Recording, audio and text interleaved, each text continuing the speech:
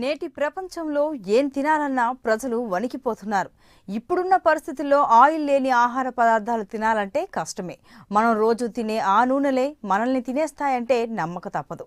ఆ ఆయిల్ మన దేశాన్ని తినేస్తుంది అంటూ ఒక డాక్టర్ దేశవ్యాప్తంగా ఉన్న డాక్టర్లతో ప్రధానికి లేఖ రాయించేందుకు సిద్ధమయ్యాడంటే ఎంత ప్రమాదమో అర్థం చేసుకోవచ్చు.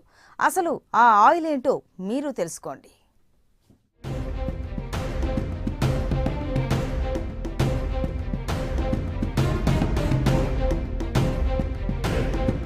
పామ్ ఆయిల్ ప్రపంచవ్యాప్తంగా వాడే నూనెల్లో ప్రసిద్ధమైనది. ఈ నూనెను వంటకాల నుంచి కాస్మెటిక్స్ వరకు అన్నింటిలోనూ ఎక్కువగా వాడతారు. చవక అవ్వడం, వాడకానికి సులభంగా ఉండటం పామ్ ఆయిల్ను పాపులర్ చేశాయి. కానీ పామ్ ఆయిల్ ఆరోగ్య లాభాల గురించి కొన్ని వాదనలు ఉన్నాయి. కొంతమంది పరిశోధకులు ఇది వాడటానికి మంచిదే అంటారు. కానీ కొన్ని పరిశోధనల్లో పామ్ ఆయిల్ వాడకం వల్ల చాలా ఆరోగ్య సమస్యలు వస్తాయని తేల్చి చెబుతున్నారు.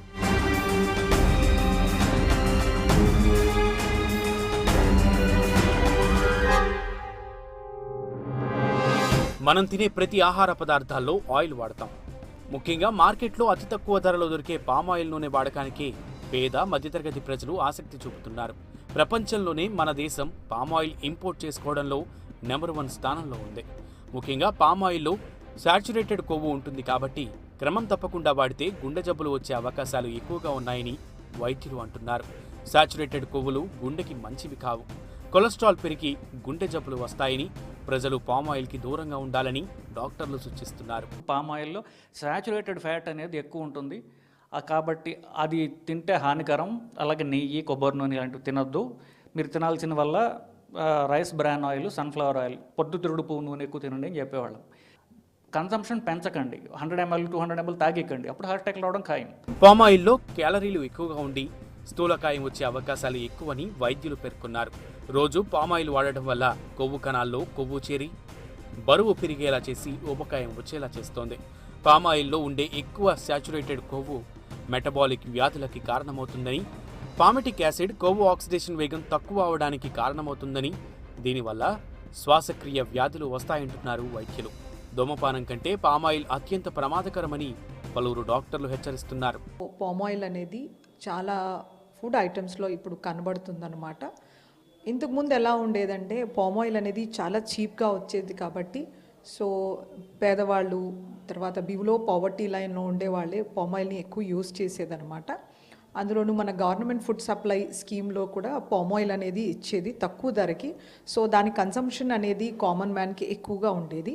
ఈ లో డెన్సిటీ లైపోప్రోటీన్లో ఒక రకం ఉంటుందన్నమాట. ఇదేంటంటే మన గుండెలో కొవ్వుని పేరుస్తుంది, గుండె కవటాల్లో మన ఆర్టరీస్ని డ్యామేజ్ చేస్తుంది, అథెరోస్క్లెరోసిస్ చేస్తుంది అనమాట. ఈ అథెరోస్క్లెరోసిస్ వస్తే కనుక మనకి హార్ట్ అటాక్ వచ్చేయడానికి ఛాన్సెస్ 100% ఉంటాయి. అలాగే ఈ సాచురేటెడ్ ఫ్యాటీ యాసిడ్ ఏం చేస్తుందంటే మనకి ఇన్సులిన్ సెన్సిటివిటీని తగ్గించేసి మనని షుగర్ అంటే డయాబెటీస్ వచ్చే ఛాన్సెస్ ఎక్కువగా ఉంటాయి అన్నమాట.